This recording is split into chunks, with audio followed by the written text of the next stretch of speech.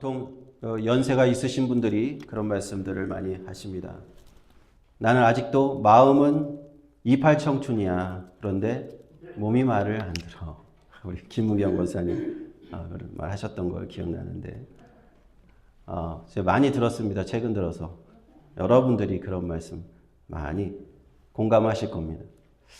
그런데요, 성경을 보니까 사람들이 하는 그런 말이 그냥 하는 말이 아니더라고요. 이것이 성경의 진리와 연관이 되어 있습니다.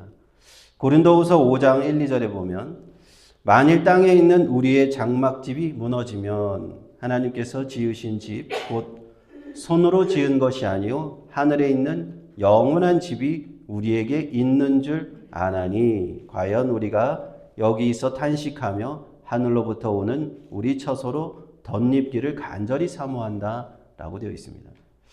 나는 마음이 아직은 청춘인데 내 몸이 이제 말을 안 들어 여기저기 아픈 데가 생기고 힘듭니다. 여기 있으면서 우리가 탄식하는 이런 마음을 사도 바울이 벌써 고린도후서에서 기록해 놓습니다. 그러면서 뭐라고 얘기하냐면 지금 우리가 몸을 입고 살아가는 이 육신이 하나의 집이다라고 표현을 하면서 장막집이라고 얘기해요. 장막집. 영어로는 텐트입니다. 텐트.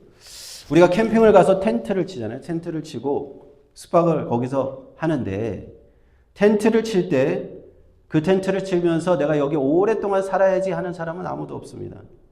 잠시 잠깐 몇 박 며칠 일주일 그동안 이 캠핑 때만 텐트에 머물려고 하는 것이 그 목적이에요. 텐트의 목적. 캠핑이 끝나면 우리는 그것을 다 거두어들여서 평소에 살던 우리의 집으로 돌아옵니다. 우리 하우스로 돌아옵니다.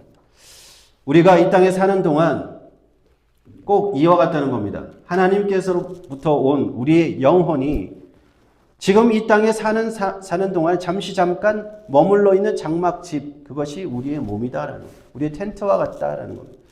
이 장막집은 금방 낡아버리는 특성이 있어요.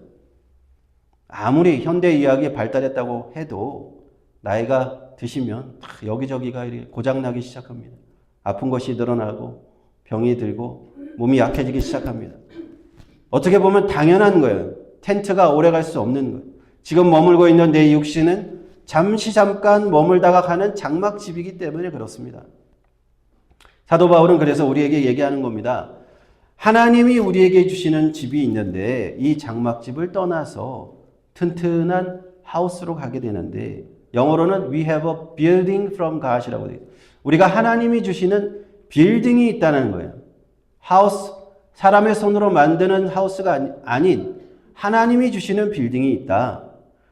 우리 영혼이 거주할 몸은 지금 내가 입고 있는 텐트와 같은 이 몸과는 비교할 수 없는 몸으로 우리는 옮겨가게 됩니다. 그것이 하나님 나라에 들어가면 하나님이 우리를 예비해 주시는 빌딩과 같은 그런 겁니다. 빌딩을 생각하면 텐트와는 비교할 수 없잖아요. 텐트는 언제 무너질지 모르지만 튼튼한 빌딩은 잘 무너지지 않겠죠. 하나님이 지으신 빌딩이라면 어떻겠습니까? 성경은 이것을 우리의 신령한 몸이다라고 얘기합니다. 고린도전서 15장 42절에 죽은 자의 부활도 이와 같으니 썩을 것으로 심고 썩지 아니할 것으로 다시 살며 욕된 것으로 심고 영광스러운 것으로 다시 살며 약한 것으로 심고 강한 것으로 다시 살고 육의 몸으로 심고 신령한 몸으로 다시 산다. 육의 몸이 있으니 또한 신령한 몸이 있다 말씀합니다. 죽은 자의 부활을 얘기하면서 이와 같을 것이다 라고 말씀합니다. 우리가 이 땅에서 사는 동안 우리 영혼이 잠깐 거주하다가 가는 이 텐트와 같은 육의 몸이 있다면, 영어로는 natural body가 있다면 예수를 믿는 우리에게는 그것이 끝이 아니라는 거예요. 장차 우리가 들어가 하나님 나라에서 우리가 입게 될 몸은 하나님이 지으신 집이요 신령한 몸이 된다 하는 것입니다. 영어로는 spiritual body입니다. 요즘에 참 오래 사시는 분들이 참 많으세요. 90세 넘게 장수하시는 분들이 워낙 많으셔가지고 이제는 90세라고 해도 그렇게 장수하시는 것 같지 않을 정도로 장수하시는 분들이 많습니다. 한국에서 이렇게 통계를 보면 100세 이상 사시는 분이 얼마 전에 8,000명이 넘으신다. 전국에. 그런 기사를 본 일이 있습니다. 예전에는 그렇게 많지 않으셨는데. 그래서 예전에는 100세를 사신다 그러면 야 정말 특별한 분이다라고 생각했는데 요즘에는 그렇게 놀랍지도 않을 정도입니다. 점점 의학이 발달하고 앞으로 10년, 20년 또 어떻게 달라질지 모릅니다. 110세, 120세까지 점점 이렇게 장수하시는 분들이 많아질 거라고 생각이 드는데 저는 여러분들이 100세 이상 다 장수하시기를 주님의 이름으로 축원합니다. 하지만 여기서 한 가지 꼭 기억해야 돼요. 우리가 아무리 이 땅에서 장수를 누리고 오래 산들 하나님께서 정해놓으신 그 수명 이상은 살 수 없어요. 홍수 이전에 창세기 보니까 노아의 홍수 이전에는 사람이 한 900살까지도 살았는데 하나님께서 노아의 홍수를 기점으로 해서 사람의 연수를 정하셨습니다. 창세기 6장 3절에 여호와께서 가라사대 나의 신이 영원히 사람과 함께 하지 아니하리니 이는 그들이 육체가 됨이라 그러나 그들의 날은 120년이 되리라 하셨습니다. 참 놀라운 사실은 우리가 지금 역사적으로 가장 오래 산 사람을 그러니까 그 창세기는 제외하고 출생을 그 기록을 확인할 수 있는 사람이 가장 오래 산 사람이 몇 살인지 아세요? 그 사람이 122세까지 살았습니다. 기네스북에 기록이 되어 있는데 그 사람은 프랑스의 잔 칼망이라고 하는 사람인데 1875년에 태어나서 1997년까지 살았어요. 거의 성경에서 말씀한 거하고 똑같잖아요. 사람이 그 리밋이 정해져 있다는 거예요. 성경에서 120년까지는 살 수 있다고 했는데 지금 인간의 기록이 딱 거기까지입니다. 하나님께서 이렇게 정해놓으신 120년의 기한이 있어요.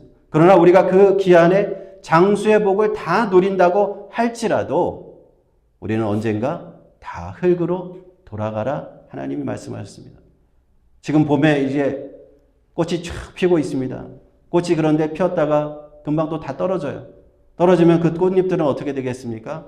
썩고 먼지와 흙이 돼서 흙으로 돌아갑니다. 이 땅에 사는 동안에 어떠한 동물도 어떠한 식물도 어떠한 생명체도 다 똑같은 결말을 맞게 되는 것이 하나님이 하시는 일이에요. 나의 육신의 몸도 언젠가는 썩어질 그런 몸이다라는 것을 우리는 받아들여야 된다는 겁니다. 근데 많은 사람들이 이것을 받아들이고 싶어 하지 않아요. 중국의 진시황 이래로 우리는 사람들은 육신의 몸을 점점점 오래 살려고 노력을 해왔어요. 지금도 최첨단 의학기술, 유전자 조작, 어떻게든 더 이 수명을 늘리려고 수억 달러의 돈을 이 분야에 쏟아붓고 있는 현실입니다. 그런데요, 우리가 분명히 알아야 될 것은 우리 육신의 몸은 결국에는 썩어질 몸이다. 하나님께서 그렇게 정하셨다는 거예요. 그래서 우리가 소망을 어디에 두어야 되느냐? 소망을 여기에 두면 안 된다는 거예요. 소망을 지금 여기에다 두고 살아서는 안 된다는 겁니다. 우리가 나이가 들어서 아프고 쇠약해지고 기능이 떨어지고 병이 드는데 여기에 소망을 두고 살면 안 돼요. 하나님께서 기한을 정해놓으신 이 텐트에 장막집에 소망을 두어서는 안 되고 우리가 소망을 두어야 될 것은 어디인가? 바로 하나님이 예비하신 그 새로운 빌딩인 줄로 믿습니다. 신령한 몸인 줄로 믿습니다. 오늘 고린도전서 15장에서 사도 바울은 우리 예수 그리스도를 믿는 성도들이 부활 소망을 가지고 있다라고 얘기합니다. 그러면서 첫 번째는 뿌리는 씨의 비유에 대해서 그렇게 말씀을 해주시는데 한번 우리 고린도전서 15장 35절 38절 다 함께 한번 읽어보겠습니다. 시작. 누가 묻기를 죽은 자들이 어떻게 다시 살며 너의 뿌리는 씨가 죽지 않으면 살아나지 못하겠고 또 너의 뿌리는 것은 장래의 형체를 뿌리는 것이 아니요 다만 밀이나 다른 것의 알갱이 뿐이로되 하나님이 그 뜻대로 저에게 형체를 주시되 각 종자에게 그 형체를 주시느니라. 아멘. 죽은 몸이 어떻게 부활합니까? 라고 사람들은 의심을 하죠. 어떻게 그런 일이 있을 수 있습니까? 사람이 한 번 태어났으면 그만이지, 죽으면 그만이지, 어떻게 또 부활할 수 있습니까? 이 질문이 지금 우리에게만 해당되는 게 아니라 사도 바울 똑같은 사도 바울이 복음을 전할 때도 있었어요. 어떻게 그런 일이 있겠느냐고 묻거든 사도 바울이 한 가지 비유를 주는 겁니다. 씨 뿌리는 비유입니다. 농부가 봄에 밭에다가 밀에 씨를 하나를 뿌렸다고 하면 그 작은 알갱이와 같은 그 씨앗은 작은 알갱이에 불과하지만 그 씨앗이 죽고 나면 그 본래의 모습은 사라져요. 본래의 모습은 사라지지만 하나님이 주신 새로운 형체가 생긴다는 겁니다. 뿌리가 생기고 줄기가 생기고 잎이 생기고 꽃과 열매가 생긴다는 겁니다. 똑같은 원리가 우리에게 적용된다라고 말씀하는 겁니다. 지금 우리가 입고 있는 이 몸이 한 알의 밀의 씨앗과 같다. 이것이 죽고 나면 우리가 부활할 때 새롭고 신령한 몸으로 우리에게 주실 것이라는 말씀입니다. 그리고 또 부활은 어떤 것이냐라고 말씀할 때 첫사람 아담과 마지막 아담에 대해서 사도 바울은 얘기합니다. 고린도전서 15장 45절에 기록된 바 첫사람 아담은 산 영이 되었다 함과 같이 마지막 아담은 살려주는 영이 되었나니 그러나 먼저는 신령한 자가 아니요 육이 있는 자요 그 다음에 신령한 자니라. 첫사람은 땅에서 났으니 흙에 속한 자이거니와 둘째 사람은 하늘에서 나셨느니라 말씀합니다. 첫사람 아담이 있는데 마지막 아담이 있습니다. 첫사람 아담은 하나님이 제일 처음 인류의 제일 처음 만드신 그 아담이에요. 흙으로 만드시고 생기를 불어넣으셔서 산 영이 되게 하신 그 사람이 첫사람 아담이에요. 그렇다면 마지막 아담은 누구냐? 바로 우리 주 예수 그리스도이십니다. 마지막 아담으로 오신 주님께서는 우리를 살려주는 영이 되게 하시려고 오셨다는 겁니다. 첫사람은 육적인 사람이었다면 마지막 아담은 영적인 사람으로 오신 분입니다. 그래서 예수님께서 탄생하실 때 보통 사람하고 똑같이 탄생하지 않으신 거예요. 사람과 같이 남녀의 결합으로 탄생하신 것이 아니라 동정녀 마리아에게 성령으로 잉태되신 이유가 이것이 있습니다. 살려주는 영이 되시기 위해서 하나님의 영으로 탄생하신 겁니다. 고린도전서 15장 21, 22절에 사망이 사람으로 말미암았으니 죽은 자의 부활도 사람으로 말미암는도다 말씀합니다. 이 땅에 사망이 왜 들어왔습니까? 첫사람 아담의 불순종 때문에 사망이 이 땅에 들어왔어요. 모든 인류의 후손, 아담의 후손은 다 죽습니다. 사망이 들어왔기 때문에. 그러므로 한 사람 때문에 부활이 들어오는 것이 적절하죠. 한 사람 때문에 죽음이 왔으니까 한 사람 때문에 생명이 오는 것이 적절합니다. 모든 인류에게 죽음을 오게 한 아담의 범죄가 한 사람의 의로운 행동, 십자가의 죽으심을 통해서 우리의 모든 죄를 용서하신 그리스도의 한 행동으로 우리에게 부활을 주시는 줄로 믿습니다. 이것이 바로 우리에게 주시는 복음입니다. 그리고 마지막 나팔 소리 불 때에 관해서 사도 바울은 얘기합니다. 고린도전서 15장 51절 52절인데 이걸 우리 한 목소리 한번 다 같이 읽어보실까요? 시작. 보라 내가 너희에게 비밀을 말하노니 순식간에 호련히 다 변화하리니 나팔 소리가 나매 죽은 자들이 썩지 않을 것으로 다시 살고 우리도 변화하리라. 이 마지막 나팔 소리에게 말씀합니다. 마지막 비밀을 말하는데 마지막 나팔 소리 이때는 언제냐? 예수님께서 재림하실 때를 얘기합니다. 하늘 구름을 타시고 천사들과 함께 다시 재림하실 때 마지막 나팔 소리가 울릴 텐데 그때에 성도들이 두 부류의 성도가 있을 거예요. 예수 믿고 이미 잠자는 자들이라고 표현한 것은 예수 믿고 죽어있는 사람들 얘기하는 겁니다. 그때 살아있는 사람들도 있을 겁니다. 그때 어떻게 되느냐? 나팔 소리가 나매 죽은 자들이 먼저 살아나고 부활하고 우리 살아있는 사람도 신령한 몸으로 변화된다. 이것이 그리스도 안에서 재림의 때에 예수님의 재림의 때에 일어날 하나님의 신비한 역사입니다. 우리가 그때는 부활하여서 신령한 몸을 입게 될 것입니다. 주님과 함께 하나님 나라에 들어가게 될 것입니다. 사랑하는 성도 여러분, 이것이 바로 우리 예수 믿는 하나님 자녀들의 소망인 줄로 믿습니다. 우리의 소망은요, 이 땅 위의 장막집이 아닌 거예요. 이 텐트에서 여기서 끝나는 것이 아니라는 거예요. 하나님 나라에 예비하신 하나님 나라에 나의 집이 있습니다. 빌딩이 있습니다. 신령한 몸이 준비되어 있다는 겁니다. 이러한 하나님 나라의 부활의 신령한 몸, 이것을 상상하면 참 상상이 잘 안 되는데 그것을 딱 볼 수 있는 방법이 있습니다. 미리 우리가 볼 수 있는 방법이 있어요. 어떻게 볼 수 있을까요? 그것은 예수님께서 부활하신 것을 딱 보면은 알 수가 있는 겁니다. 그래서 예수님께서 부활의 첫 열매가 되셨다라고 말씀하는 겁니다. 그리스도가 부활의 첫 열매가 되셨다는 거예요. 부활하면 어떻게 되는지 예수님께서 보여주시려고 역사상에 아무도 한 사람도 죽었다가 부활한 적이 없는데 예수님께서 그렇게 부활하신 모습을 제자들에게 보여주신 겁니다. 제자들과 500여 형제들에게 다 보여주시면서 자신이 부활한 몸을 이렇게 보여주신 거예요. 고린도전서 15장 20절에 그러나 이제 그리스도께서 죽은 자 가운데서 다시 살아 잠자는 자들의 첫 열매가 되셨다는 겁니다. 우리가 성경을 쭉 보면요, 예수님의 부활하신 몸은 이전에 살아계실 때 십자가에서 죽으시기 전의 몸과 비슷한 것도 같은데 굉장히 다릅니다. 똑같은 것 같은데 굉장히 달라요. 그래서 두 가지 특징이 있습니다. 예수님께서 부활하신 몸을 성경에 보니까 두 가지 특징이 있는데, 첫째는 예수님의 부활하신 몸은 그 이전과 똑같아 보였어요. 살과 뼈가 있으며 만질 수도 있었고 음식을 드실 수도 있었습니다.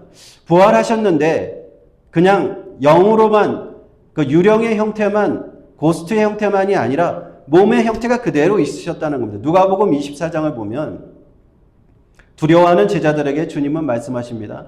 어찌하여 두려워하며 어찌하여 마음에 의심이 일어나느냐? 내 손과 발을 보고 나인 줄 알라. 나를 만져보라. 영은 살과 뼈가 없으니라 없으되 나는 있느니라 말씀하십니다. 의심 많은 도마가 내가 보지 않고는 못 믿겠다고 하니까 내 손가락을 이리 대보고 이 못 박힌 자국에 넣어보고 옆구리에 손을 내밀어서 믿는 자가 되라고 말씀하십니다. 그 몸 그대로 예수님은 그렇게 부활하셨어요. 식사를 하실 수도 있었습니다. 분명히 살아계시는 몸과 똑같아 보이는 점이 있었어요. 그러나 두 번째, 예수님이 부활하신 몸은 그 이전과 달랐습니다. 어떤 몸이 달랐을까요? 시간과 공간을 초월하시는 몸으로 부활하셨다. 신령한 몸으로 부활하셨다는 겁니다. 이 요한복음 20장을 보면은 안식 후 첫날 저녁에 제자들이 유대인들을 두려워해서 모인 곳에 문을 다 닫고 꽉 닫고 아무도 들어오지 못하게 닫아 두었는데 예수님께서 갑자기 그 안에 들어오셨어요. 너희에게 평강이 있을지어다 하고 인사를 하셨습니다. 누가복음 24장에 보면요, 엠마오를 향해서 가는 제자들과 함께 가실 때 그들과 함께 식사를 하시다가 떡을 가지고 떼어 축사하시고 그들에게 주시자 그들이 예수님을 알아봅니다. 그런데 예수님은 갑자기 호련히 사라지십니다.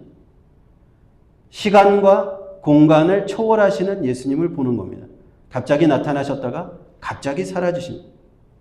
그리고 이후에 제자들이 보는 가운데 예수님은 그 몸 그대로 하나님 나라로 올려서 승천하시는 모습을 다 보았습니다. 이러한 기록들을 볼 때요, 예수님의 부활하신 몸은 평범한 몸같이 사람의 몸같이 보였으나 평범한 몸이 아니었다는 걸 우리는 결론을 내릴 수 있어요. 이 우주에 우리가 살아가는 이 3차원의 시간과 공간의 제약을 받지 않는 특별한 하나님의 영적인 신령한 몸이라는 것을 우리가 알 수 있습니다.